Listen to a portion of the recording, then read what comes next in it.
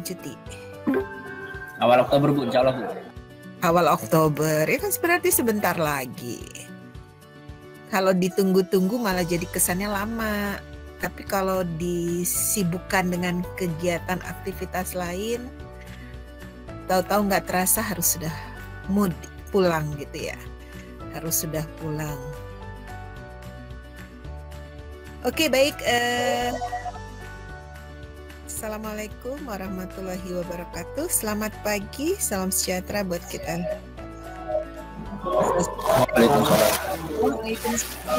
Waalaikumsalam Bu. Selamat pagi. Salam kebajikan. Oke, materi kita hari ini adalah tentang apa tadi? Teknik pengambilan data spasial. Sudah apa belum? Belum ya? Belum kan? Sudah belum? Belum. Iya, belum.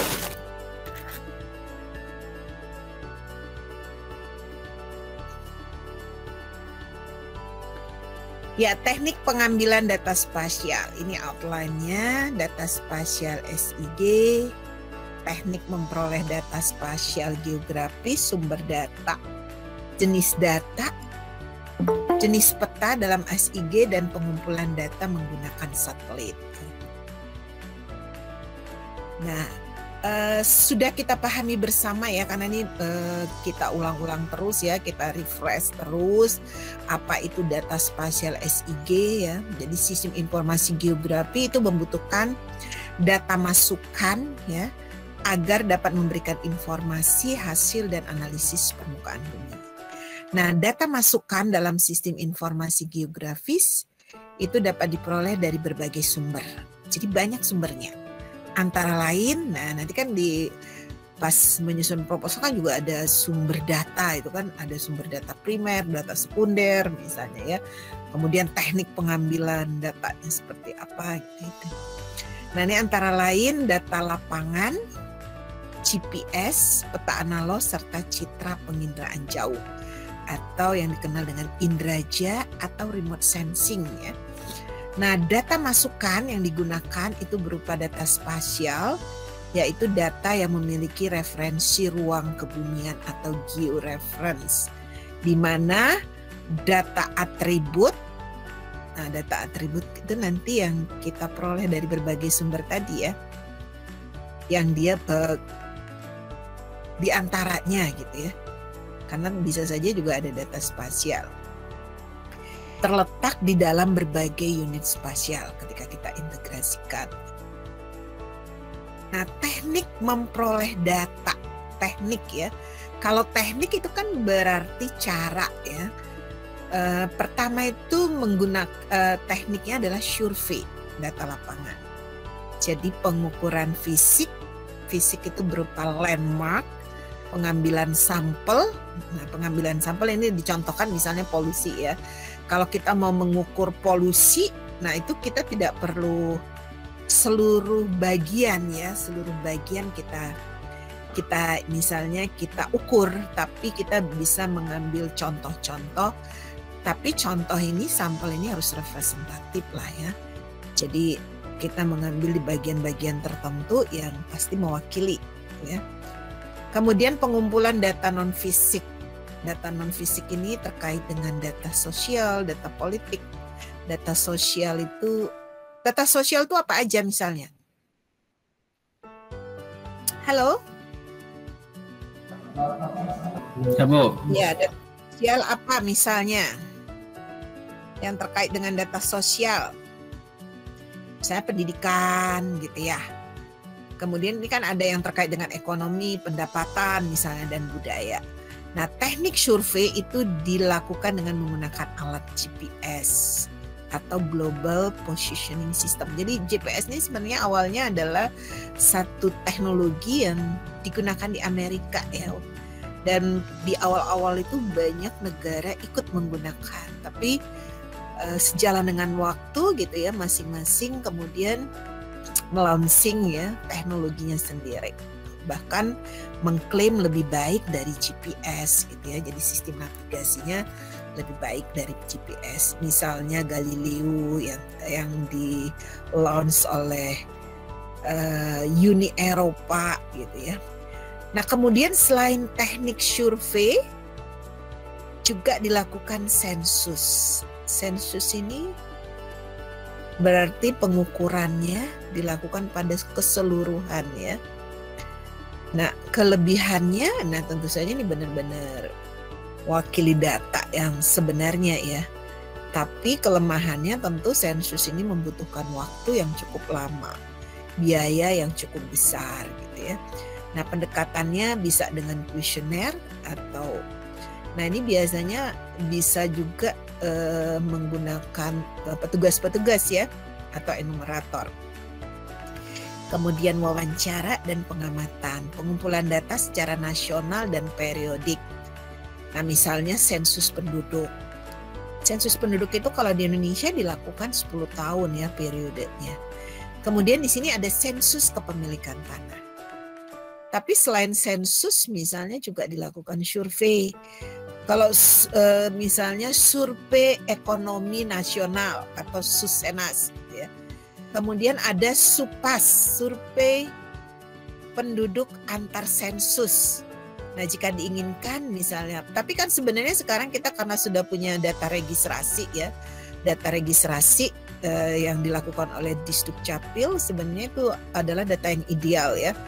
Itu karena data yang berubah secara real time setiap hari gitu ya. Nah itu harusnya menjadi data yang ideal. Dengan apalagi kemudian menurut perundang-undangan itu stelselnya sekarang aktif.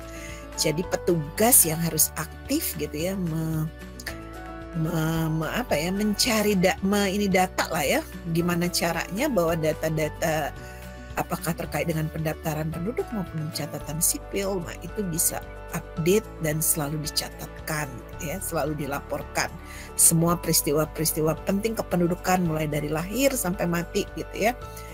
Nah itu menjadi data. Nah kalau di Kementerian Dalam Negeri itu mereka seringkali sudah tidak menggunakan data BPS ya, walaupun sekarang sebenarnya sudah kebijakannya adalah satu data Indonesia ya, antara BPS dengan Admindukcapil itu juga sebenarnya sudah saling terintegrasi datanya. Jadi makanya kemarin kita sensus penduduk 2020 itu menggunakan metode kombinasi. Kenapa bisa digunakan metode kombinasi? Karena kita sudah punya database kependudukan secara nasional. Jadi biasanya digunakan misalnya sensus online. Nah datanya kita cukup memasukkan NIK aja ya, nomor induk kependudukan sebagai primary key-nya, karena dia sudah dikerjasamakan ya dalam rangka satu data Indonesia. Nah paling nanti data-data yang perlu kita isi, jadi kita nggak perlu ngisi nama, alamat segala macam ya. Tapi data-data lain yang diperlukan oleh BPS yang terkait dengan misalnya kondisi rumah, kondisi ya macam-macam ya. Nah itu yang harus kita isi. Tapi lainnya itu sudah diambil dari data siak. Kemudian statistik. Nah statistik ini adalah pengumpulan data periodik per interval waktu. Nah jadi ada interval ya. Pada stasiun pengamatan dan analisis data geografis seperti data curah hujan, misalnya curah hujan, kelembaban, segala macam ya. Biasanya itu yang di launch atau dipublish oleh Badan BMKG, Badan Meteorologi dan Klimatologi ya kan, dan Geofisika gitu ya. Nah BMKG, nah itu mereka yang memiliki tugas ya untuk. Nah itu biasanya nanti juga ada perakiraan cuaca, prediksi ya terkait ya, prediksi cuaca, ramalan cuaca ya, makanya diramalkan. Tapi tentu itu berdasarkan data-data tren sebelumnya kan, atau berdasarkan sensor-sensor tertentu ya yang mereka gunakan dengan teknologi tertentu. Kemudian teknik memperoleh data spasial lainnya adalah tracking. Apa bedanya tracking dengan tracing?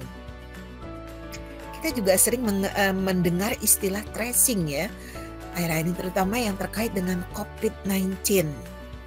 Nah itu biasanya kalau kita terdeteksi ada yang terkonfirmasi positif itu langsung dilakukan tracing. Nah apa bedanya dengan tracking? tracing and tracking. What is different between tracking and tracing? Siapa yang mau menjawab?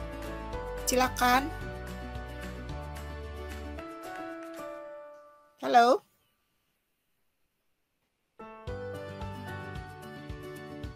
Suara saya terdengar nggak ya? Bu.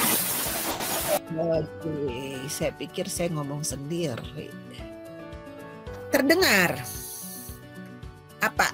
Nah ini kalau ya kalau tracking itu ya cara pengumpulan data dalam periode tertentu dengan tujuan pemantauan atau monitoring atau pengamatan perubahan seperti misalnya kebakaran hutan, gunung meletus, debit air sungai. Nah, di beberapa negara ini tidak hanya tracking tapi juga menggunakan sensing ya. Jadi sensor ya. Mereka menggunakan teknologi yang nanti memberi notifikasi kalau debit air misalnya melampaui batas. Nah, sehingga harus siaga misalnya. Atau kemudian kalau ada bendung, kemudian bendungnya dibuka gitu ya. Karena air sudah tinggi gitu ya. Kalau di kita kan kita masih banyak yang manual ya. Jadi karena kita juga banyak orang gitu ya, jadi bisa diberdayakan. Tapi pada negara-negara maju yang mereka sudah teknologinya ini ya, teknologi yang digunakan sudah lebih canggih atau lebih advance atau sophisticated lah gitu ya. Dan tenaga kerja juga lebih mahal misalnya. Mereka sudah banyak yang menggunakan sensor. Jadi city-nya itu sudah banyak yang smart gitu ya, smart city.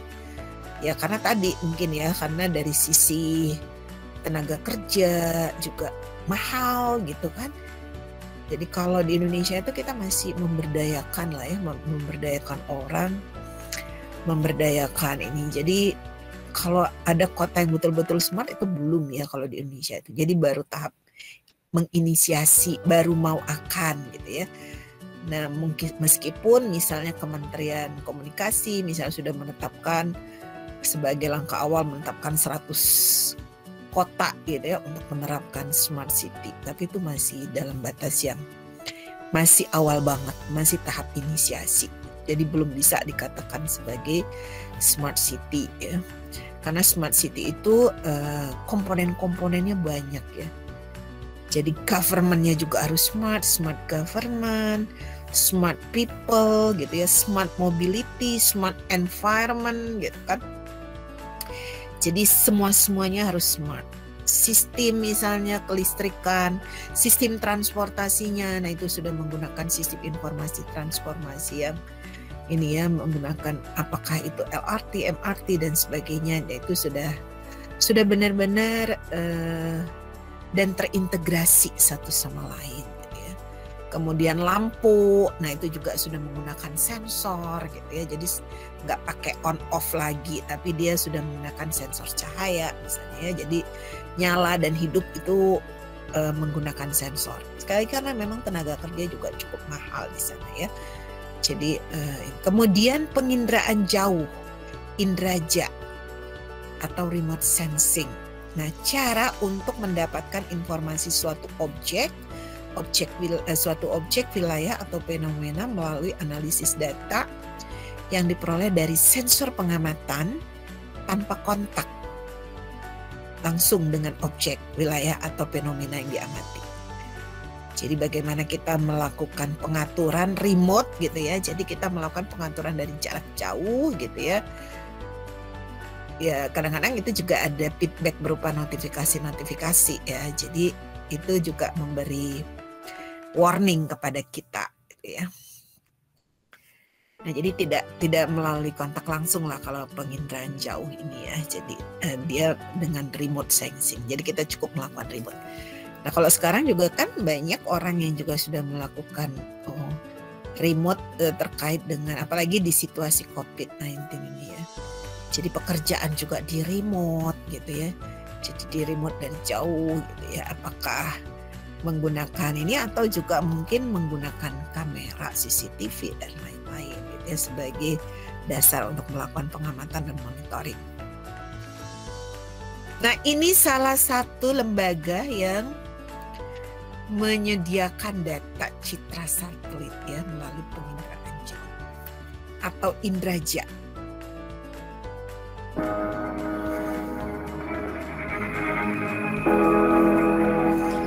Kalau peta kan Badan Informasi Geospasial ya yang diberi tugas melalui peraturan-peraturan pemerintah. Nah, ini adalah LAPAN, Lembaga Administrasi Antariksa dan Penerbangan Nasional.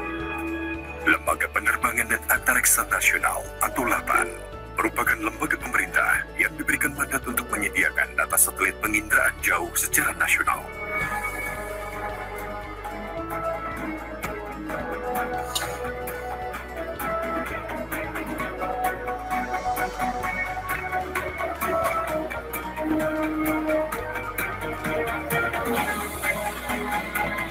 Kewajiban dan tanggung jawab tersebut tertuang untuk pertama kalinya dalam Inpres nomor 6 tahun 2012 tentang penyediaan, penggunaan, pengendalian kualitas, pengolahan, dan distribusi data satelit penginderaan jauh resolusi tinggi.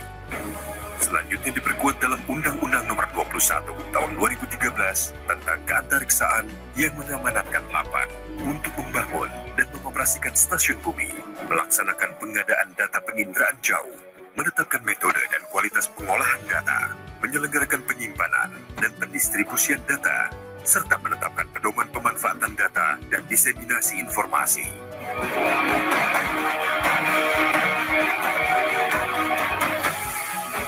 Data satelit penginderaan jauh yang disediakan oleh LAPAN untuk kebutuhan nasional meliputi data satelit penginderaan jauh resolusi rendah,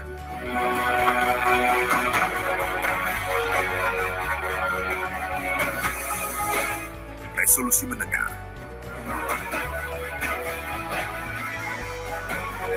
resolusi tinggi dan resolusi sangat tinggi.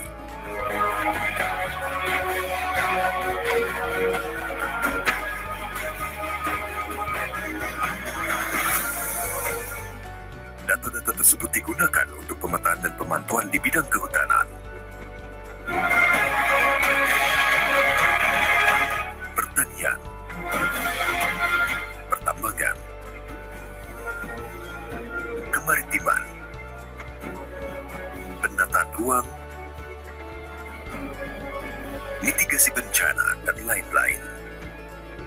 Data satelit penginderaan jauh resolusi sangat tinggi dibutuhkan terutama untuk mendukung pemetaan desa, pemetaan kawasan ekonomi khusus, kawasan industri prioritas, serta penyusunan peta rencana detail tata ruang.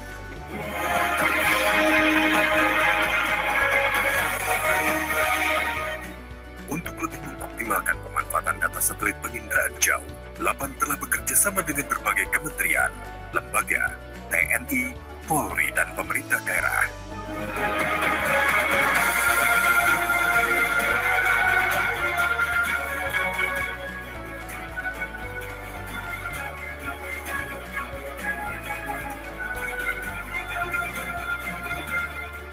Dengan pemerintah daerah, dibangun sistem pemantauan bumi provinsi yang akan membantu pemerintah daerah dalam perencanaan pembangunan. Hingga tahun 2016, LAPAN telah membangun kerjasama dengan 19 pemerintah provinsi, yaitu Provinsi Aceh,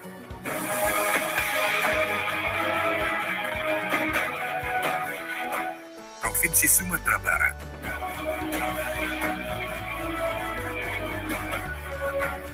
Provinsi Riau,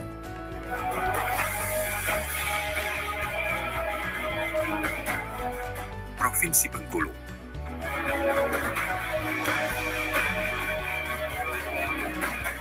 Provinsi Kepulauan Bangka Belitung,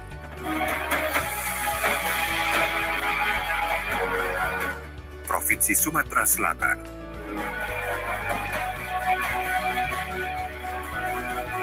Provinsi Lampung,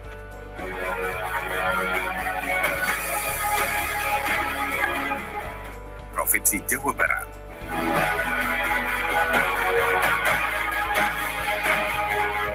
Provinsi Jawa Tengah,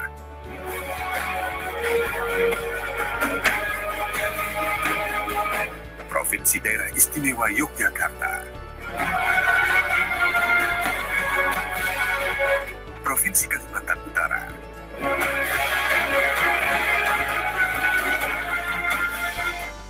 Provinsi Kalimantan Tengah.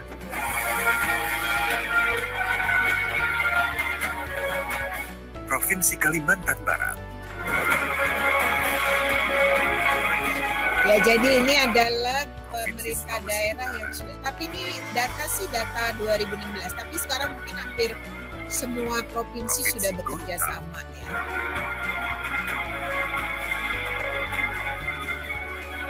Provinsi Sulawesi Barat. Nah, ini Sulbar ya, terutama karena terutama jika daerah-daerah itu ada perbatasan ya, itu sangat strategis. Provinsi Nusa Tenggara Barat.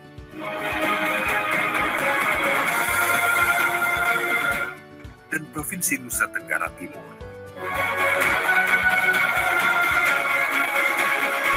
Sistem Pemantauan Bumi Provinsi atau SPBP adalah prototipe sistem pemantauan berbasis data satelit penginderaan jauh yang dibangun LAPAN untuk membantu pemerintah daerah dalam memantau sumber daya alam, lingkungan, dan kebencanaan yang dimilikinya untuk perencanaan pembangunan.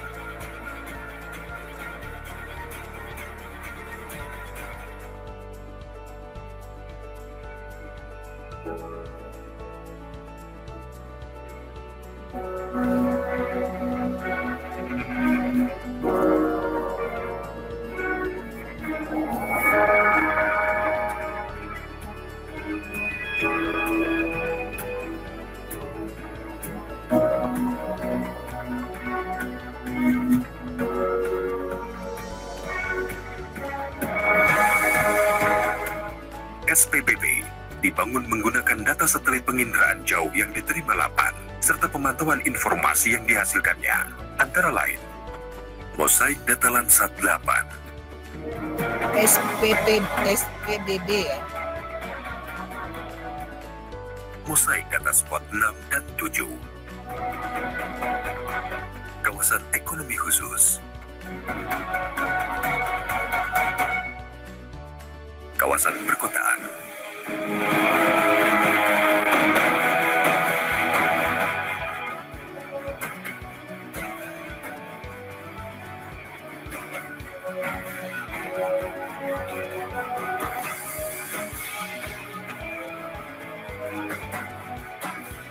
monitoring jalan tol,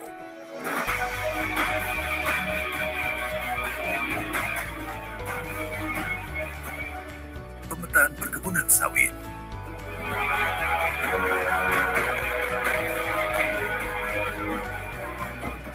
kondisi danau,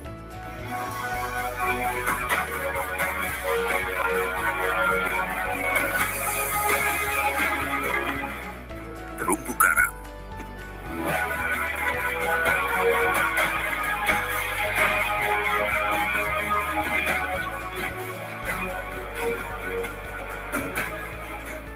gunung berapi, pulau kecil terluar, savana,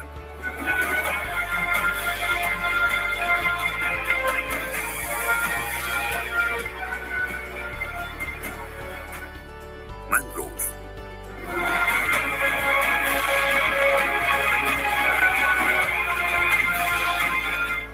pertambangan emas,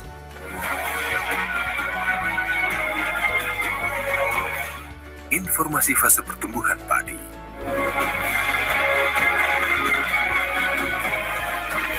informasi zona potensi penangkapan ikan,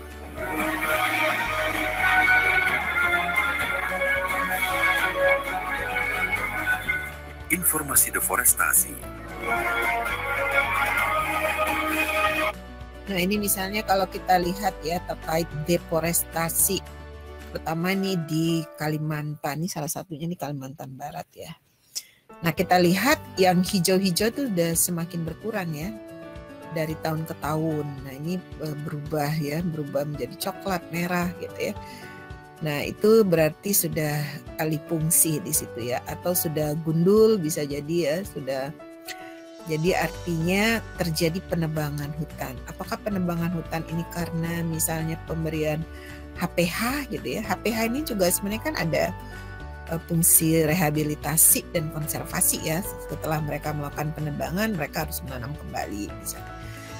Atau misalnya pembukaan lahan-lahan baru untuk pemukiman.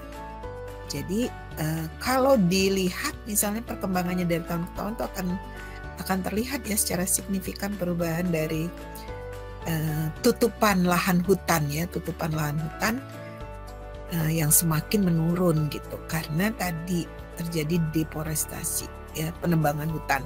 Apakah penebangan itu secara legal ya karena ada hak pengusahaan yang diberikan, atau tidak legal yang disebut dengan illegal logging ya.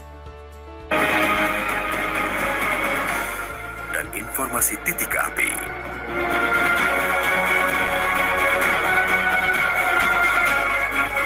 Nah, informasi titik-titik api yang sudah dipetakan ini kan ini harus selalu diwaspadai ya.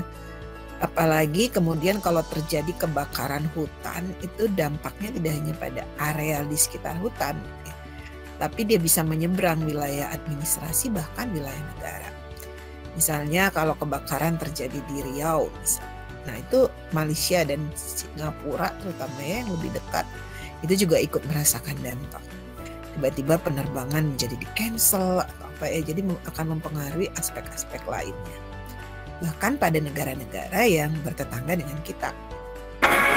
Sebagai upaya melaksanakan pembinaan dan pembimbingan kepada instansi pemerintah dan pemerintah daerah, LAPAN melaksanakan sosialisasi dan bimbingan teknis kepada para staf teknis di pusat dan daerah. Nah, ini bimbingan teknis ya, bagaimana melakukan penginderaan.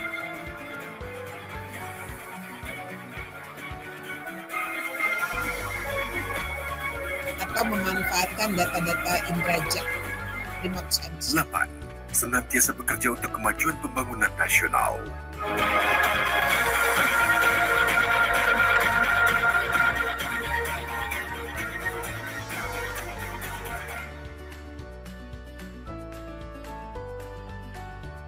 Oke, itu tadi lembaga yang mengurusi ya, yang mengurusi menyediakan data-data yang terkait dengan citra satelit atau pengindera jauh ya, remote sensing. Nah kemudian sumber data yang lainnya ini adalah peta analog ya. Peta dalam bentuk cetakan dan dibuat dengan menggunakan teknik kartografi. Nah peta analog ini mempunyai referensi spasial seperti koordinat, skala, arah mata angin.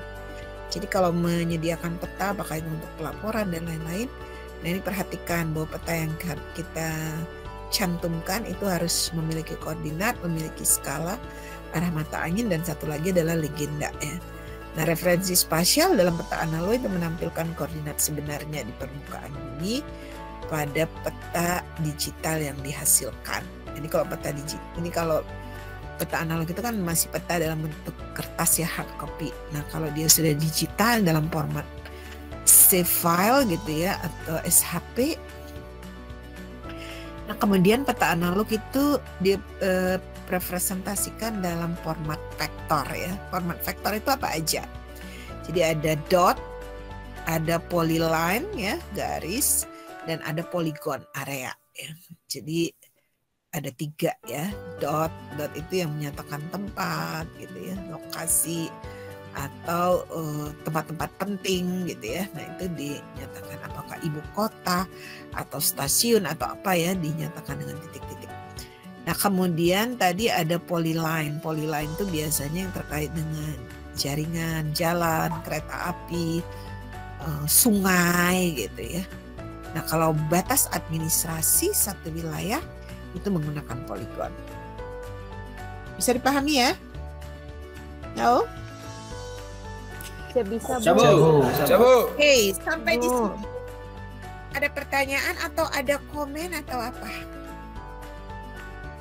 Bu. Ya. Bu, mungkin di sini Bos menyinggung sedikit mengenai tentang land subsidence Bu, atau penurunan tanah yang kita ketahui di Jakarta sendiri Bu tuh beberapa dari tahun awal-awal 90-an sampai sekarang kan rata-rata untuk penurunan tanah itu sendiri tuh semakin tahun semakin naik Bu. Dari penelitian oleh Lakpan pun dan dari kita lihat dari pemantauan GPS geodetik itu Bu. Jadi diperkirakan itu tuh tahun 2023 sampai 2053 itu Jakarta tuh akan tenggelam Bu gitu Bu.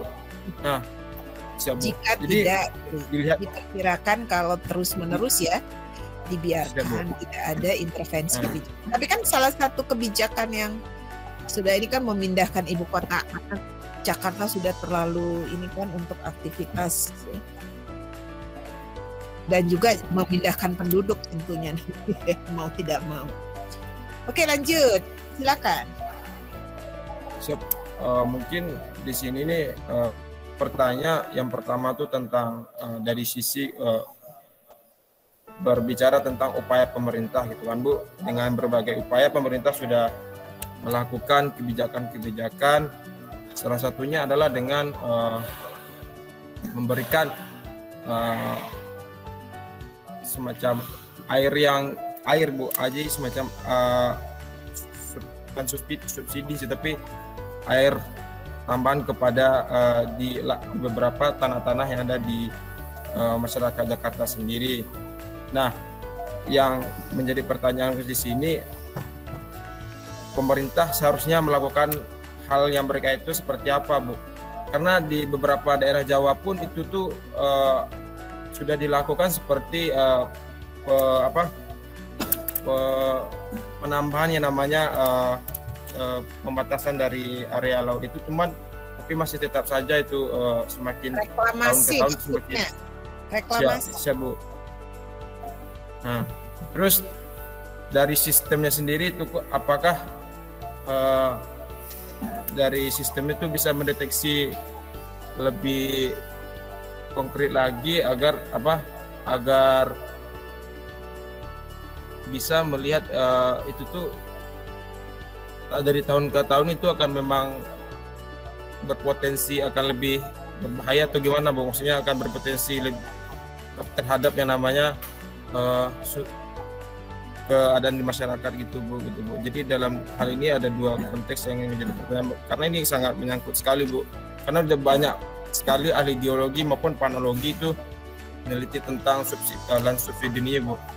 Juga ini menjadi seharusnya pemerintah Indonesia juga bisa menjadi cerminan di kayak seperti di Jepang tuh Bu. Di Jepang itu kan itu dari tahun kalau nggak salah tahun 70-an atau 80-an juga permasalahannya sama seperti yang ada di Jakarta ini Bu. Cuman ya itu sekarang upaya pemerintah dan bagaimana juga kesadaran dari masyarakat sendiri Bu. Terima kasih Bu.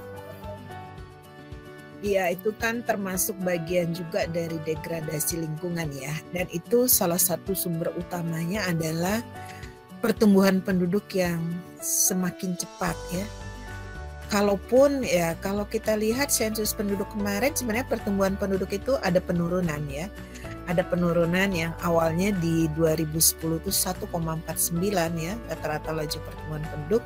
Tapi kemudian kalau nggak salah turun ke 1,3 sekian. Nah itu tapi gitu ya, meskipun ada penurunan karena jumlah absolutnya sebagai pengalinya itu terbesar, ya pertambahannya tetap banyak gitu ya, terutama di Pulau Jawa ya. Pulau Jawa ini kan kita tahu persentase penduduk yang mendiami Pulau Jawa itu berapa persen? Kalau dari hasil sensus penduduk 2020, berapa persen sih penduduk Indonesia yang menetap di Pulau Jawa? Halo? Sabu. Berapa? Hampir 50% lebih mungkin. Iya, sekitar 57% ya, kalau nggak salah sekitar 57% atau 56%. Tapi masih di atas 55% ya. Jadi kalaupun ada penurunan itu kecil ya, tidak signifikan. Jadi Jawa ini masih menjadi daya tarik yang sangat ini ya. Mungkin tidak hanya mungkin orang bermukim, tapi untuk ini, tapi kadang juga terkait juga dengan pendidikan. Nah itu pentingnya pemerataan pembangunan, sehingga daerah-daerah lain pun bisa menjadi daya tarik yang sama seperti Pulau Jawa. Padahal Pulau Jawa ini kalau kita lihat dari luasan kan cuma berapa ya? Hanya 6,8% ya dari luasan, nggak sampai 10% ya dari luasan Indonesia, tapi ditempati hampir 60% lah ya. Kalau di 2010 itu 60%, tapi kemudian turun ya, paling turunnya cuma berapa persen ya, jadi sekitar 56 atau 57% itu masih berada di Pulau Jawa. Nah ini kan pasti berdampak pada aktivitas-aktivitas ikutan ya untuk memenuhi kebutuhan manusia tadi terkait pemukiman, maka terjadi alih fungsi lahan yang sangat besar gitu ya. Jadi terjadi yang tadinya mungkin lahannya bisa lahan untuk dilindungi misalnya atau lahan-lahan konservasi, tapi kemudian beralih fungsi menjadi pemukiman atau menjadi untuk jasa perdagangan atau menjadi kawasan industri dan lain-lain. Nah itu tentu saja menyebabkan, kalau keseimbangan lingkungan kita menyebutnya apa? Daya dukung ya, daya dukung dan daya tampung ya, yang terkait dengan daya dukung. Nah ini kaitannya kan pada keseimbangan terhadap keserasian, keseimbangan dan keselarasan manusia dengan lingkungan. Nah ini tentu saja banyak mempengaruhi. Kayak tadi disebut misalnya, sebenarnya kita tidak perlu ya melakukan reklamasi seperti yang dilakukan Singapura gitu. Kalau Singapura kan memang luas area daratannya itu kan relatif kecil ya. Karena pada dasarnya reklamasi itu menimbulkan tekanan pada lingkungan ya. Menimbulkan tekanan. Makanya kenapa reklamasi di Jakarta Utara itu kan sampai sekarang masih terus bergejolak ya. Baik itu di era Pak Ahok maupun sekarang di era Pak Anies. Bahwa karena itu akan merusak lingkungan sebenarnya. Akan ini kan habitat ya, habitat laut terutama ya, laut yang akan ditutup tadi ya menjadi daratan itu, nah itu kan pasti akan mengalami tekanan dan bisa jadi juga kerusakan. Misalnya petani-petani kehilangan mata pencaharian gitu ya, karena ikan-ikan yang biasanya itu udah nggak ada lagi di sekitar situ misalnya ya, karena sudah lingkungannya sudah dirubah gitu ya. Nah itu juga akan mempengaruhi ya, akan mempengaruhi. Jadi memang kebijakan itu nggak bisa lagi parsial, tapi kebijakan itu harus terintegrasi. Kita tidak bisa hanya misalnya melakukan kebijakan untuk memproteksi lingkungan, tapi bagaimana dengan jumlah penduduk gitu ya, bagaimana dengan penyebaran penduduk. Nah itu juga harus menjadi perhatian utama. Kemudian bagaimana pengembangan daerah-daerah lain biar supaya menjadi daya tarik ya orang untuk datang dan bermukim ke sana. Jadi nggak ke Jawa lagi gitu ya. Nah seperti Anda nanti ya, meskipun nanti ke Pulau Jawa, tapi tetap kembali ke daerah gitu ya, tidak kemudian bermukim. Ya kalau kemudian dalam rangka misalnya studi lanjut, tapi kemudian balik lagi gitu ya. Jadi tidak terus akhirnya bermukim dan akhirnya semakin memperpadat Pulau Jawa misalnya seperti itu ya.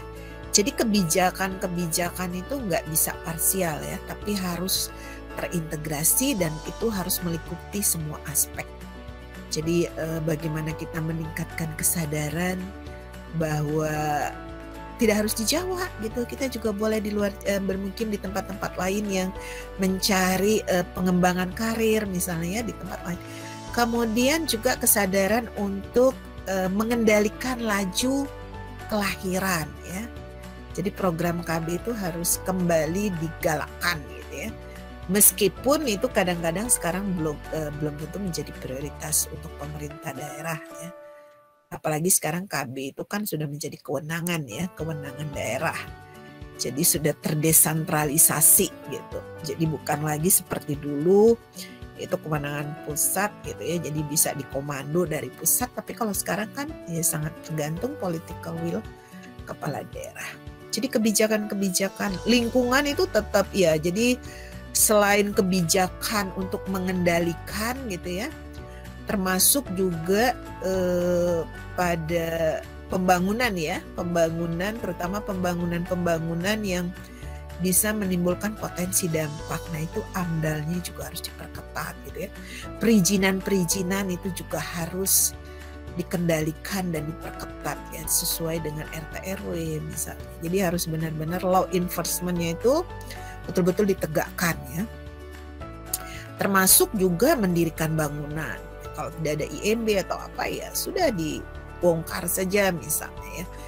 Karena memang kalau tidak sesuai dengan peruntukannya atau zonasi-zonasi yang sudah dibuat atau dirancang di dalam perencanaan tata ruang. Jadi sekali lagi kebijakan itu yang pasti harus semua ya bergandengan tangan.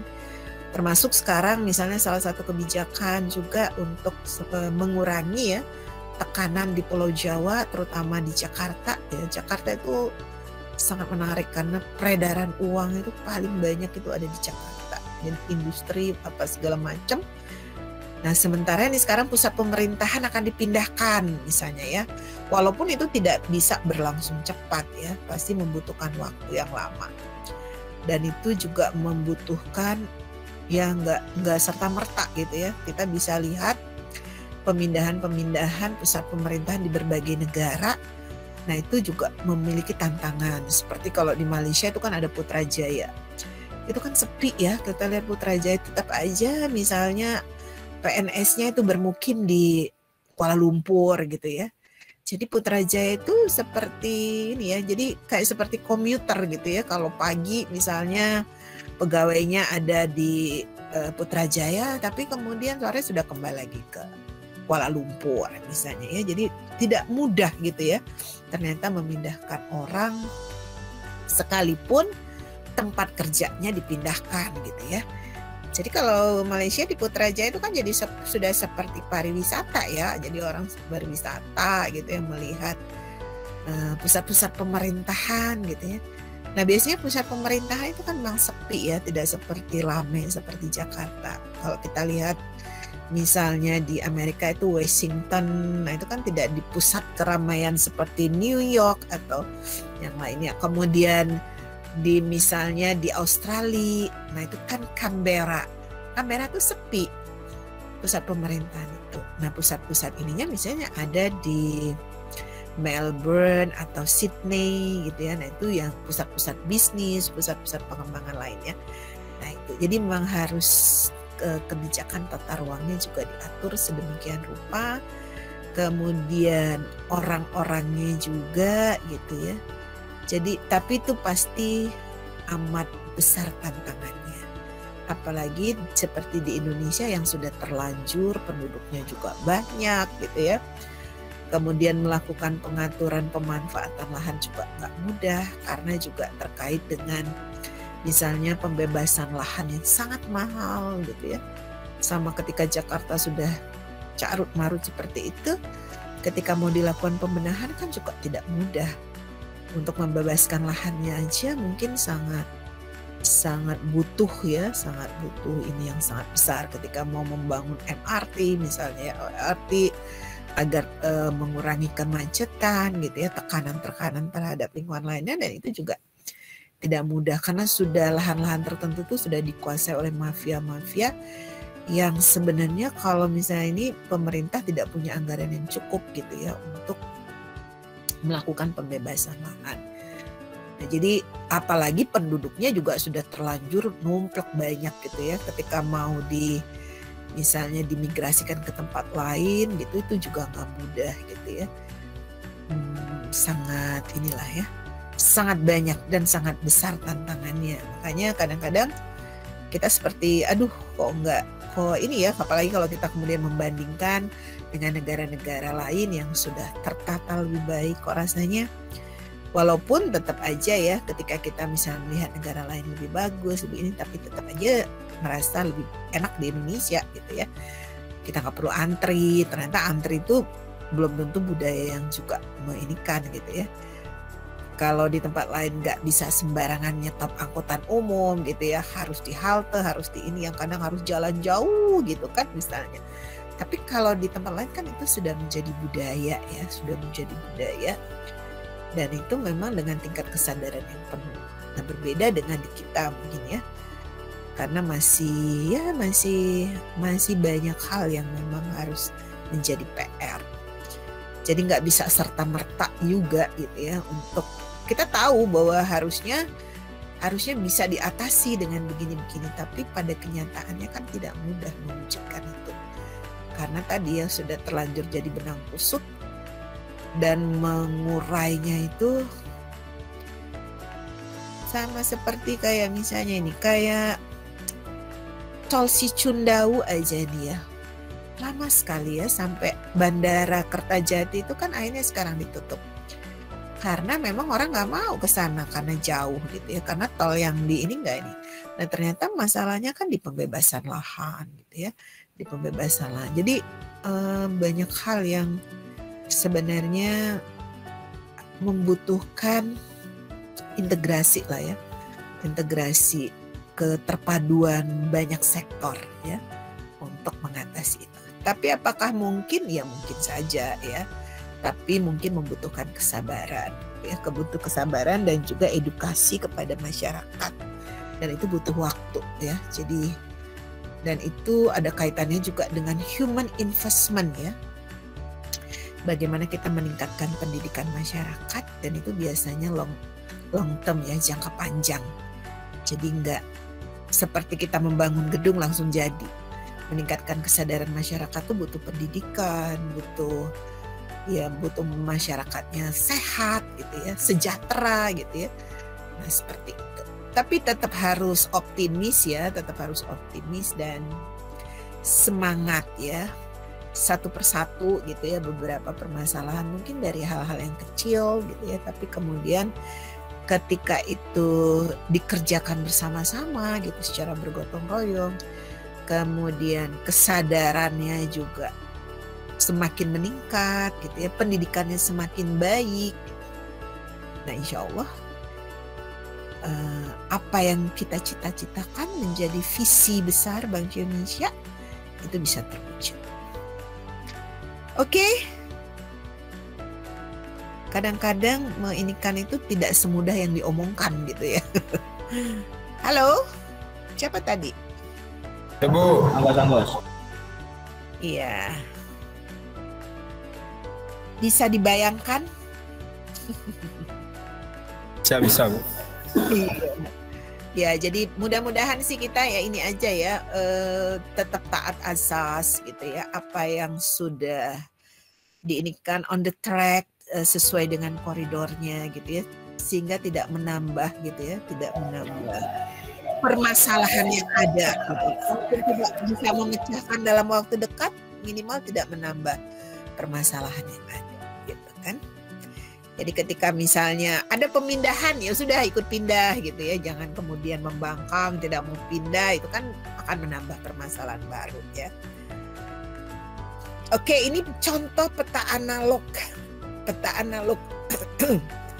Peta analog ini ya biasanya itu kan ada judulnya, ada si pembuatnya, siapa sumber datanya gitu ya. Di sini pemerintah Kabupaten Tulang Bawang, dan ini merupakan peta administrasi Kabupaten Tulang Bawang ya.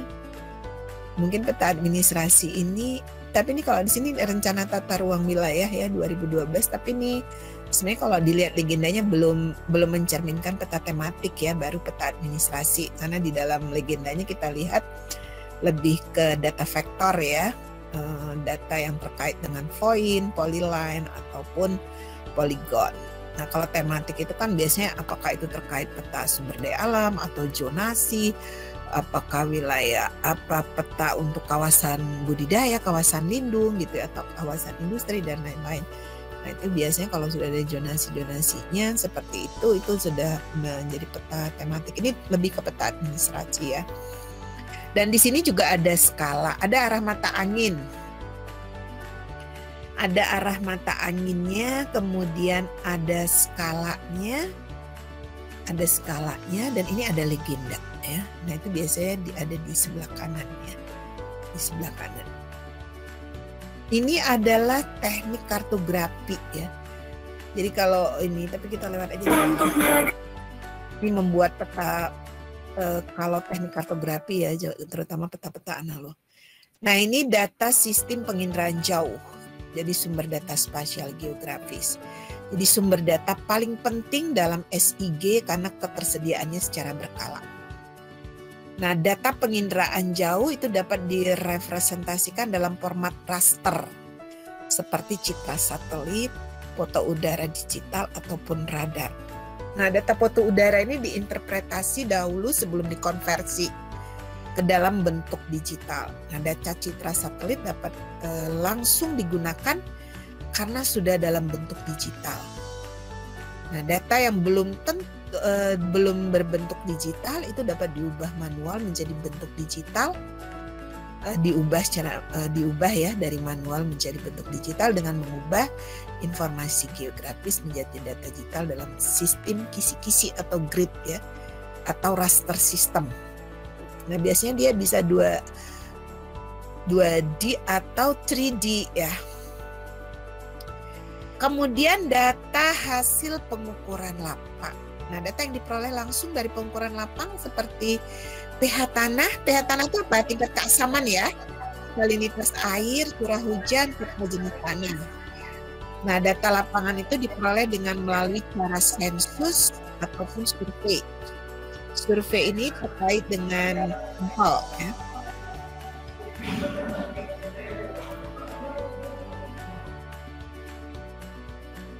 Data hasil pengukuran umumnya termasuk ke dalam data atribut. Nah, ini nanti yang kemudian kita integrasikan dengan data spasial atau geografis pada koordinat-koordinat tertentu ya. Nah, itu nanti kan bisa di-tracking menggunakan GPS. Nah, contoh data hasil pengukuran lapangan misalnya data batas administrasi, batas kepemilikan lahan, batas persil, atau batas hak pengusahaan hutan ya. Nah, itu juga biasanya dilakukan pembagian-pembagiannya menggunakan SIG ya. Kemudian ada data GPS, Global Positioning System. Nah, data GPS ini direpresentasikan dalam format vektor. Teknologi GPS memberikan akurasi yang tinggi, kemudian dia mudah dioperasikan, mudah dibawa, jadi lebih mobile gitu ya alat dan teknologinya. Kemudian pengukuran diintegrasikan dengan sistem koordinat, penyimpanan informasi secara otomatis, kemudian menghemat waktu kerja proses. Nah, itu kalau menggunakan data GPS. Nah, kemudian ada istilah digitasi.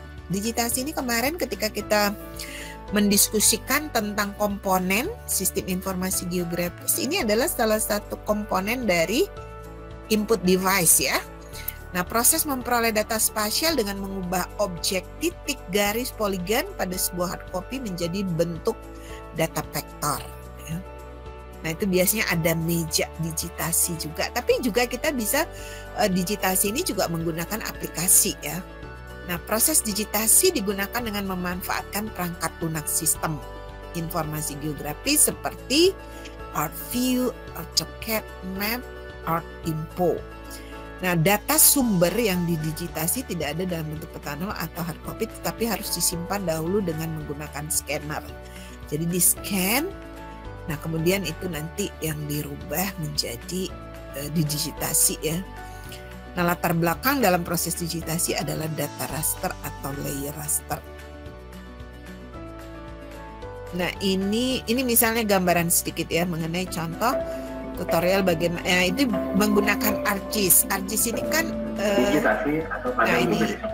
ini misalnya data yang tadi di scan ya. Nah, kemudian nanti menggunakan aplikasi itu kemudian dirubah menjadi data digital dengan format save file ya. Oke, nanti bisa di ini ya, bisa di nah, atau ini ya, ini juga digital tutorial ini digitasi poligon ya. Jadi ini merupakan menggunakan aplikasi yang dia sudah di custom ya sesuai dengan kebutuhan. Misalnya ini aplikasi milik dari Kementerian Pertanian ya, Dijen misalnya tanaman pangan ya. Bagaimana mereka menggunakan digitasi poligon ya untuk namanya aplikasi e-reporting. Coba kita lihat ya, ini lebih simpel. Aplikasi e-reporting. Ini bisa menggunakan HP. Karena sekarang kita kalau mengukur tanah pun kita kan bisa Pertama-tama, menggunakan aplikasi di HP ya. aplikasi di Play Kita Store. tinggal jalan di area yang mau kita Ketik ukur, e-reporting dan nanti petugas. akan terhitung ya oleh aplikasi.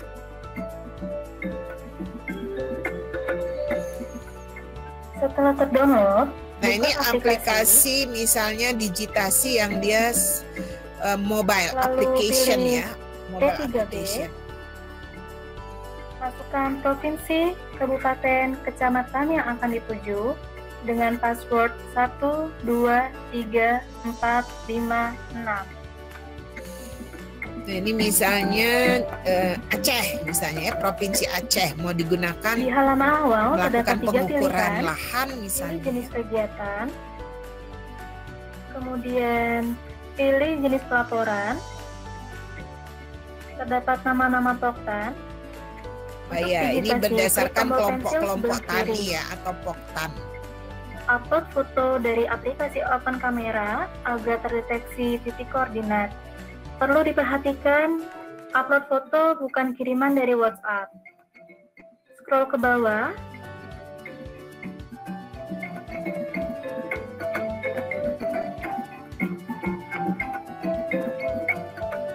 Untuk memulai digitasi, klik segi 5.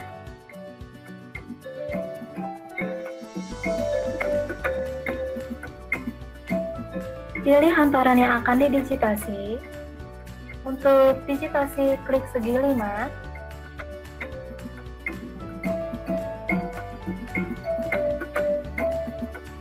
Ini contoh ya misalnya ya.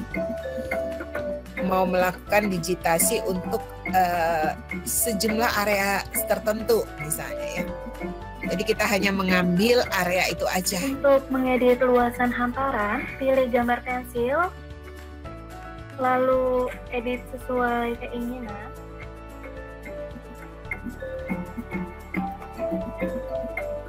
Klik save jika sudah selesai.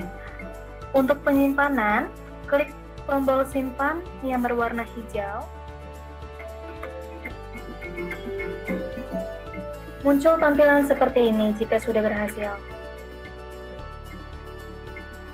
Akan muncul luasan di data terbaru. Ya, jadi luasannya juga langsung dihitung ya. Luasannya langsung dihitung. Jadi Untuk menampilkan hasil digitasi, klik tombol tengah.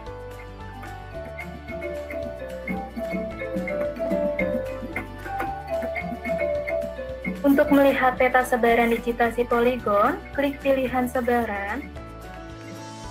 Untuk poligon berwarna kuning, artinya siap untuk dilakukan ground check atau survei lapangan. Jika sudah dilakukan ground check, warna poligon akan berubah menjadi hijau. Fungsi ground check untuk memastikan kebenaran lahan yang diajukan. Terima kasih. Selamat mencoba digitasi poligon pada aplikasi e-report. nah, itu contoh tadi cara sederhana ya. Jadi aplikasinya sudah dikustomisasi ya sesuai dengan kebutuhan dan itu sangat mudah untuk dilakukan. Tapi tetap di situ tadi ada ground check ya. Nah, sumber data spasial geografi yang lain adalah terrestris. Nah, ini pengukuran data spasial terrestris ini dengan menggunakan teodolit. Jadi ada alat, ini biasanya kalau untuk gedung-gedung ya, pengukuran teodolit itu dengan menggunakan serangkaian data spasial berupa jarak, sudut, ketinggian relatif, serta posisi relatif dari sebuah objek.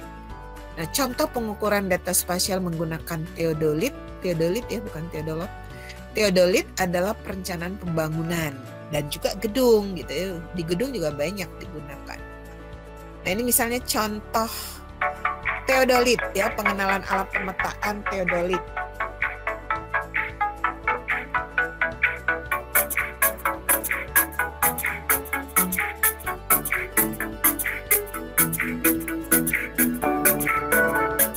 Teodolit adalah instrumen atau alat yang dirancang untuk menentukan tinggi tanah pengukuran sudut, yaitu sudut mendatar yang dinamakan dengan sudut horizontal dan sudut tegak yang dinamakan dengan sudut vertikal, di mana sudut-sudut tersebut berperan dalam penentuan jarak mendatar dan jarak tegak di antara dua buah titik lapangan. Sudut yang dibaca bisa sampai pada satuan second atau detik. Teodolit merupakan alat ukur tanah yang universal. Selain digunakan untuk mengukur sudut horizontal dan sudut vertikal, teodolit juga dapat digunakan untuk mengukur jarak secara optis, membuat garis lurus, dan sifat datar. Adapun beberapa fungsi dari teodolit ialah yang pertama, melakukan pengukuran poligon. Yang kedua, pengamatan situasi. Yang ketiga, pengamatan matahari. Yang keempat, menemukan sudut-sudut fondasi. Dan yang kelima, mengukur ketinggian bangunan bertingkat. Fungsi bagian-bagian teodolit. Handle berfungsi sebagai pegangan ketika pesawat diangkat dari kotak alat. Ya, jadi teodolit itu sering juga disebut membidik pesawat tadi objek ya. pengukuran pada pengukuran poligon maupun situasi. Silet baterai compartment berfungsi sebagai penutup ya. tempat baterai Baterai sebagai daya compartment. untuk menyalakan LCD pembacaan. Visir berfungsi untuk alat bantu bidikan kasar untuk mempercepat bidikan objek. Sekrup ABC berfungsi untuk mengatur nivou kotak maupun nivou tabung agar sumbu satu vertikal. Nivou tabung berfungsi Ya, untuk dan seterusnya. horizontal yang terbaca, Ini tombol, termasuk. tripod, dan rem Nah, ukur. ini biasanya alat Tripod pelengkap dari berfungsi sebagai teodolit tempat itu dudukan ada alat tripod, dan ada stabilitas rambut alat. ukur, Sedangkan rem ukur pakai di berfungsi sebagai keker-keker alat gitu kan ya, karena tadi ada beda tinggi dalam pengukuran. Perbedaan teodolit dengan total station. Teodolit sebenarnya hanya merupakan alat pengukur sudut saja. Jadi data primer yang dihasilkan dari teodolit dengan proses dan kemudian tempelkan ujung kaki ke tanah. Ya, ini beberapa cara ya. Vertikal kemudian meter vertikal. Yang pertama itu Oke, nanti bisa ya, paling nggak itu gambaran.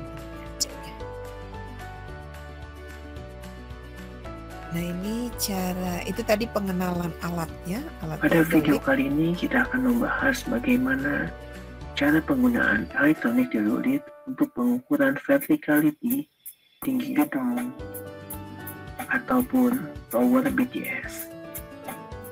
Nah, ini tadi alat yang diperkenalkan tadi Yang yang digunakan teodolit ya. satu set seperangkat elektronik teodolit merek Sowot, 1 unit tripod, 2 unit dan titik B. Untuk mendapatkan nilai tengah titik C secara seimbang tanpa menggunakan rumus Pythagoras. Ya, nanti kita lihat hasilnya aja. Tapi paling tidak seperti inilah sistem kerja tadi ya, untuk mengukur jarak dengan sudut-sudut tertentu. Oke. Nah, jenis data SIG. Data SIG ini data spasial berbentuk vektor, ada data spasial berbentuk raster, dan juga ada data alphanumerik. Data vektor itu sudah kita berulang-ulang bahas ya, bahwa ini data yang bersumber dari peta topografi dan peta tematik, tadi juga peta analog ya. Data yang terbentuk berdasarkan objek geometris, garis, titik, dan poligon, baik itu 2D dan 3D, silinder, bola, dan kubus. Nah, kemudian data spasial berbentuk raster, ini data yang bersumber dari hasil perekaman satelit atau pemotretan udara. Nah, data peta piksel seperti citra satelit awan, 2D, ataupun citra wilayah dengan ketinggian atau elevasinya ya. Nah, data alphanumerik ini data yang bersumber dari catatan statistik atau deskripsi langsung. Nah, data spasial vektor, data bentuk permukaan bumi yang direpresentasikan dalam kumpulan garis dot, polyline, dan juga poligon dan nodes. Node ini terkait dengan simpul-simpul ya.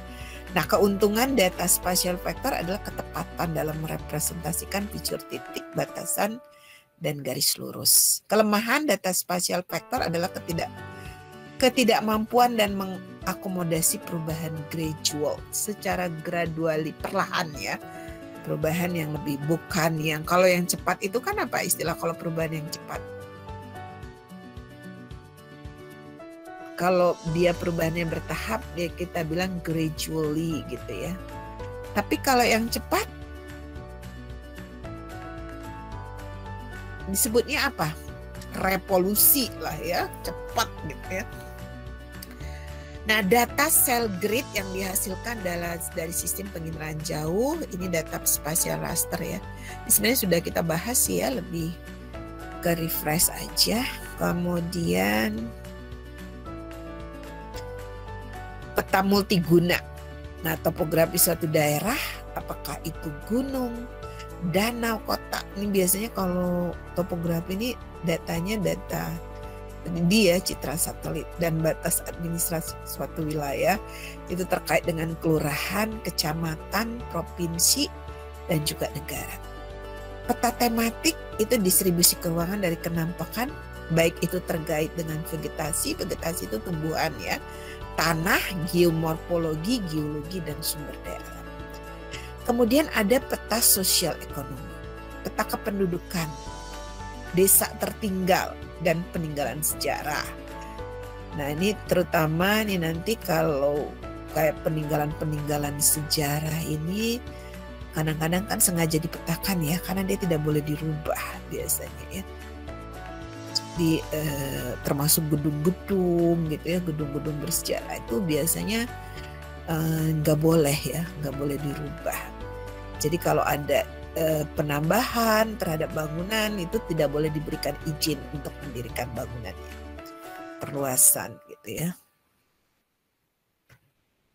Kemudian teknologi komputer ini merupakan alternatif untuk menyajikan peta secara lebih tepat dan cepat, mampu menangani database dan mampu menampilkan gambar serta grafik 2D dan 3D. Nah, ini contoh peta topografi, peta tematik, dan peta sosial ekonomi. Dan semuanya ini dalam bentuk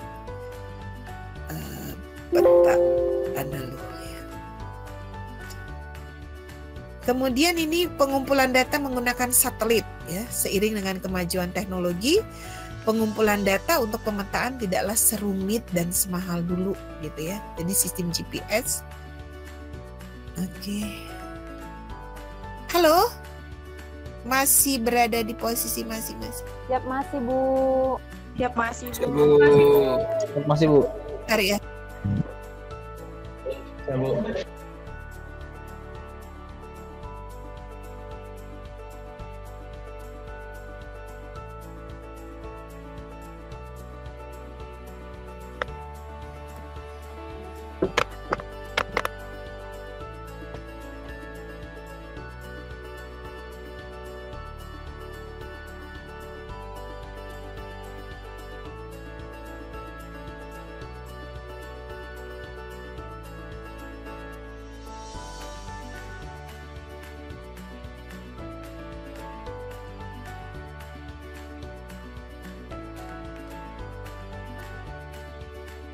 Oke, kita lanjutkan lagi ya.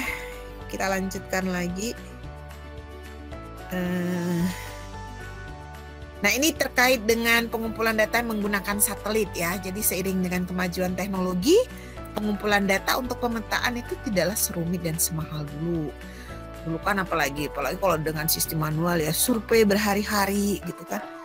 Nah, kemudian sistem GPS yang dimiliki oleh Amerika dan beberapa sistem serupa dari beberapa negara lain, seperti di sini misalnya ada GLONASS Rusia, Galileo Uni Eropa, Beidou Cina, IRNSS India, dan juga biasanya di Asia Selatan ya.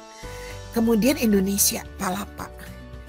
Indonesia karena merupakan negara besar ya, terdiri dari kepulauan, kita termasuk negara dulu keempat ya yang memiliki satelit ya. Jadi lebih dulu mempunyai satelit sendiri, dapat digunakan oleh halayak umum untuk mendapatkan data lokasi cepat dan akurat. Nah, ini contoh bagaimana sistem kerja dari GPS telah menjadi bagian penting dari kehidupan kita. Dan Anda bisa melihat beberapa manfaat pengaplikasiannya dari contoh-contoh berikut.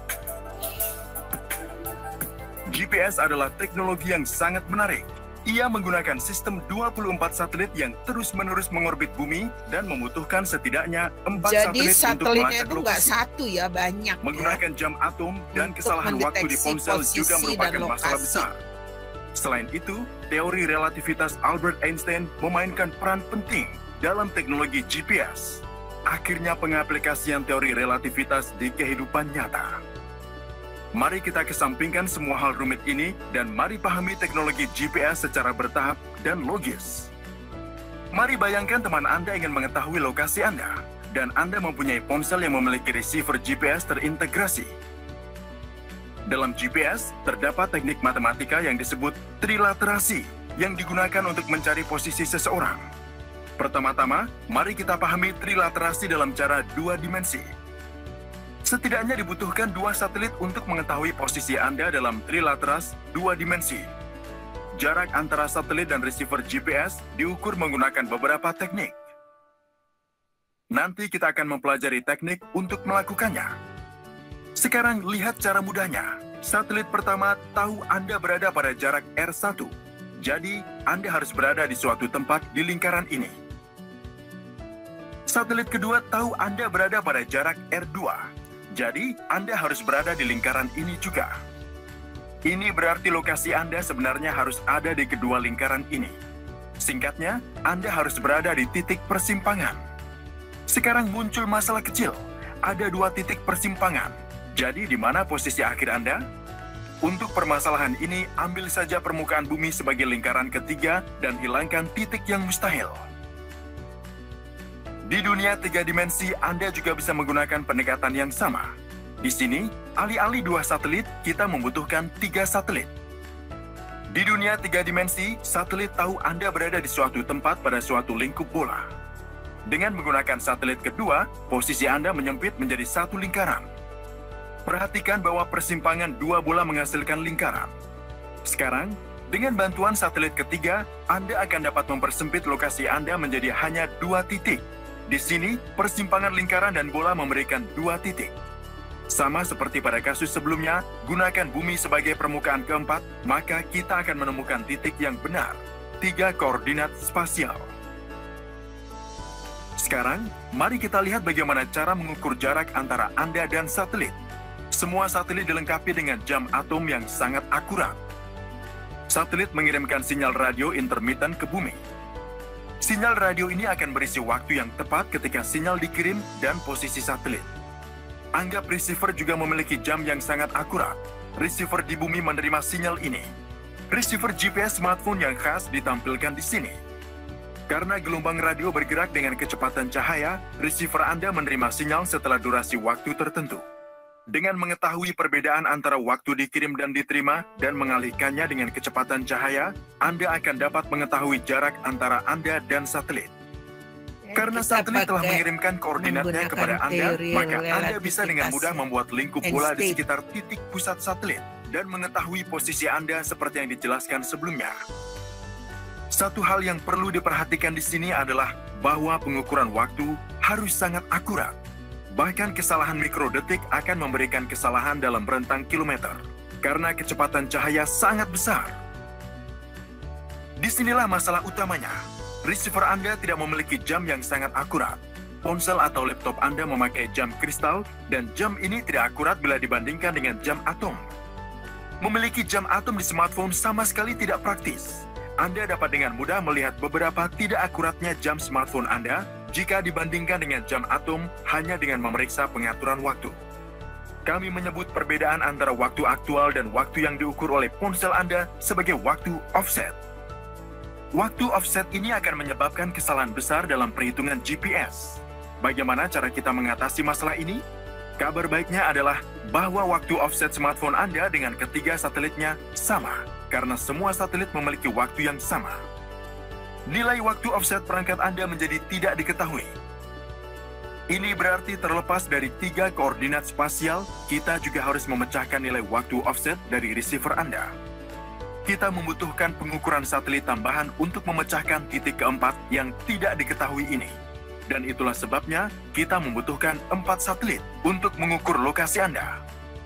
Dengan cara ini kita mengeliminasi kebutuhan jam atom di perangkat seluler Anda. Jika Anda memeriksa konstelasi GPS Anda saat ini, akan jelas terlihat bahwa setidaknya 4 satelit dapat melihat lokasi Anda kapan saja. Tunggu dulu, video ini belum berakhir.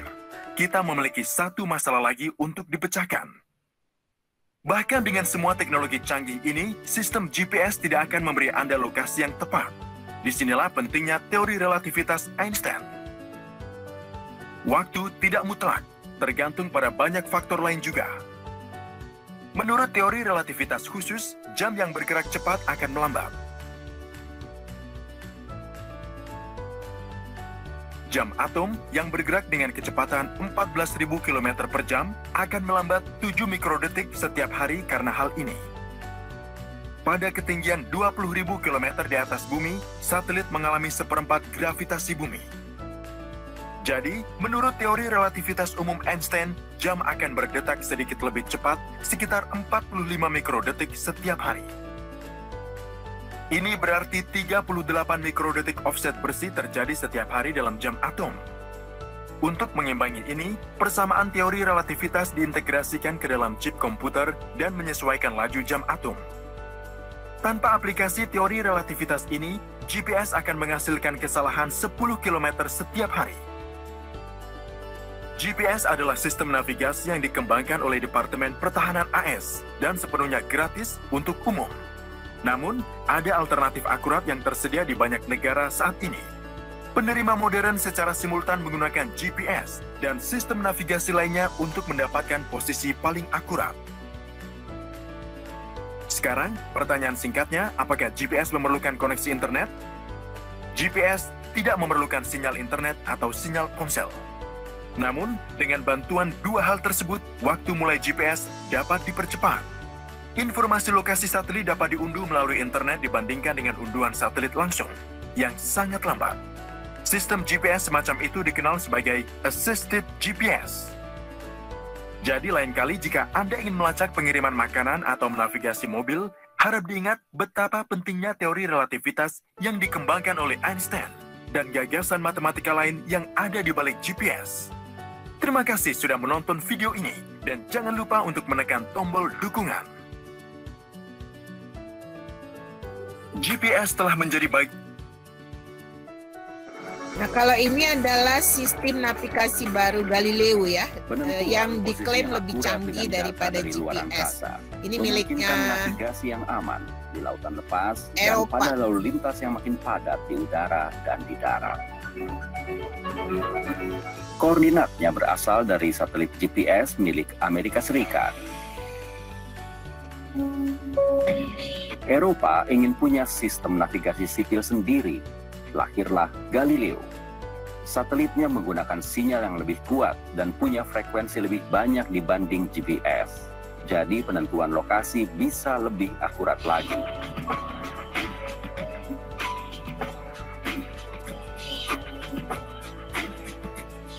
Misi ini diawasi di pusat kendali Galileo di Jerman oleh tim yang sudah berpengalaman.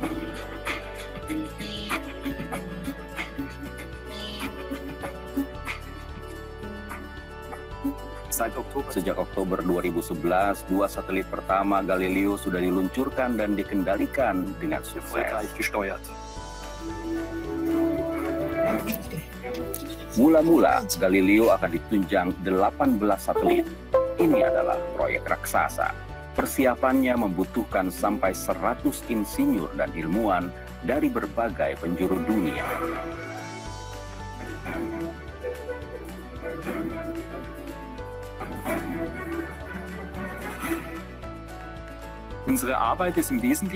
Tugas kami adalah menerbangkan satelit dengan aman. Setelah satelit lepas landas, kami mengambil alih dan menguji sistemnya. Setelah uji sistem sukses, satelit dioperasikan secara rutin dan akan menghasilkan data navigasi yang penting bagi sistem Galileo.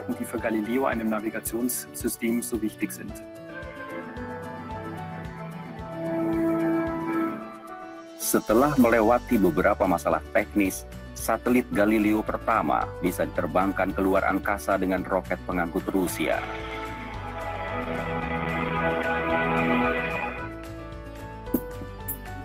Begitu mencapai orbit pada ketinggian lebih dari 20.000 km, satelit-satelit akan membentuk jaringan yang bisa mencakup setiap sentimeter permukaan bumi. Sampai tahun 2020 akan ada 30 satelit Galileo yang memungkinkan navigasi gratis di bumi. Program ini akan menghabiskan dana lebih dari 5 miliar euro, harga yang sepadan dengan kemampuan navigasi akurat.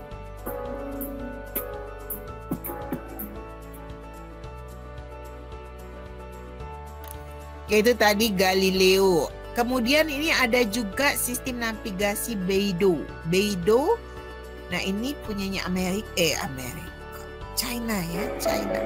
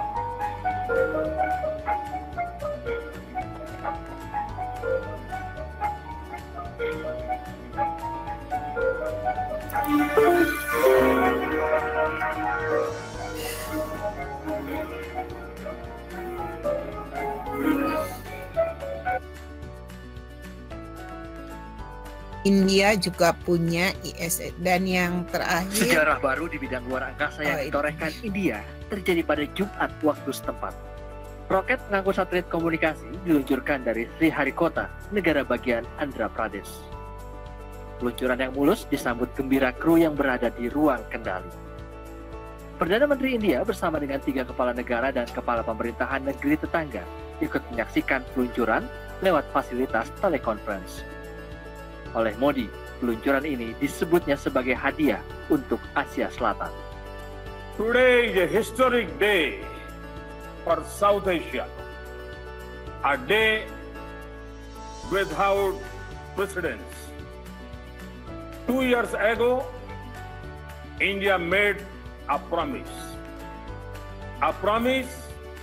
to extend the advanced space technology for the cause of growth and prosperity of our brothers and sisters in South Asia. South Asia oleh ya, Perdana Menteri India, peluncuran ini Asia Selatan. sebagai hadiah Di untuk beberapa Asia negara Selatan. yang berada di Asia Selatan itu antara lain Satelit komunikasi yang Maldives diluncurkan atau India memang Maladewa, tidak akan Sri digunakan Lanka, sendiri. Sri India, Lanka, Bangladesh, Nepal, Bhutan, Bhutan. Nepal, Pakistan nggak masuk serta ya di sini ya, Maladewa nggak ikutan ya sepakat di menggunakan transponder satelit. Tapi India dia juga Asia untuk Selatan. kebutuhan pelaksanaan e-government, komunikasi, layanan televisi, hingga layanan perbankan. India dalam beberapa tahun belakangan terus memacu kemampuan mereka dalam teknologi luar angkasa dan peluncuran satelit. Hasilnya, bulan Februari lalu, India berhasil mengukir sejarah dengan mengorbitkan 104 satelit dalam sekali peluncuran. Rekor sebelumnya dipegang Rusia yang meluncurkan 39 satelit dari sekali peluncuran pada bulan Juni 2014.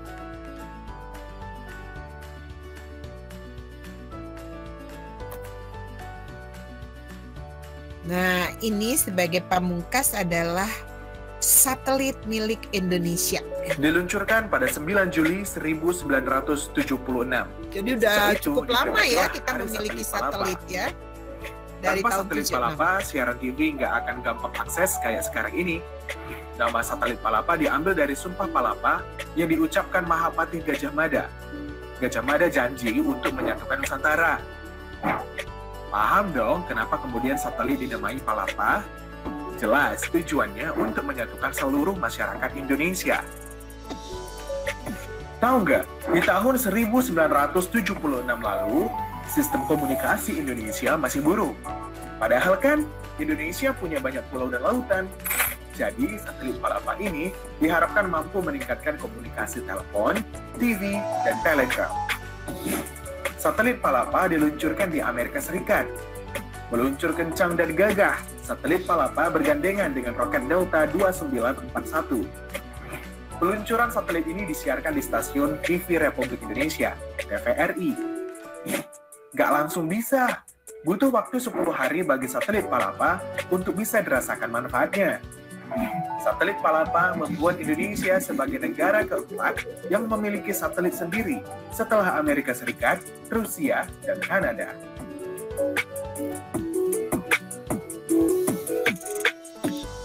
Oke, itu tadi satelit Indonesia. Oke, sampai di sini ada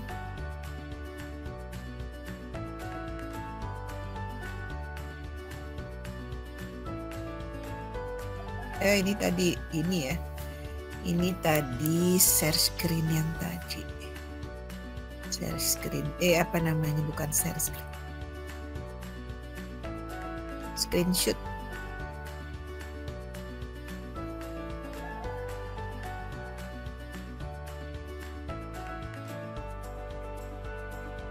Gimana? Ada terkait untuk materi hari ini ya, teknik pengambilan data spasial. Jadi ada banyak teknologi yang bisa digunakan. Tadi pengukuran data lapangan, citra satelit, menggunakan GPS dan lain-lainnya. Terutama yang terkait nanti dengan data raster ataupun data vektor. Oke, mulai dari yang sederhana tadi ya sampai yang canggih satelit, bisa juga menggunakan GPS yang sederhana ya, melalui tracking. Oke, ada pertanyaan? Kalau loh ini ada yang baru masuk. Absen sudah diisi? Siap sudah Bu. Siap sudah Bu. Sudah Bu. Ada yang halangan hadir? Enggak ya? Semua sehat-sehat aja kan? Sehat-sehat aja. Siap, alhamdulillah Bu. Siap semua Bu. Ya, alhamdulillah. Sehat Bu. Tetap sehat dan selalu semangat. Kalau tidak ada pertanyaan, saya kira pertemuan hari ini cukup sekian ya. Ya Bu. Kita akan lanjut. Minggu depan itu masih ada pertemuan sekali lagi ya? Masih Bu. Masih Bu. Masih ada Bu. Masih Bu. Masih ada sekali. Kemudian nanti kita baru UTS ya. Iya, saya belum ini ya. Bahan-bahan belum saya share semua ya di Google. Ya, mudah-mudahan di akhir minggu ini nanti saya selesaikan. Ya, nanti bisa di ini sambil terus ini ya. Kan lagi juga pada sibuk mengerjakan proposal penelitian. Oke, mudah-mudahan semua berjalan lancar. Bisa sesuai dengan harapan. Cukup sekian ya. Assalamualaikum warahmatullahi wabarakatuh. Waalaikumsalam.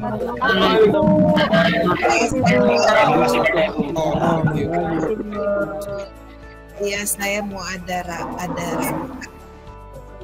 Siap Bu.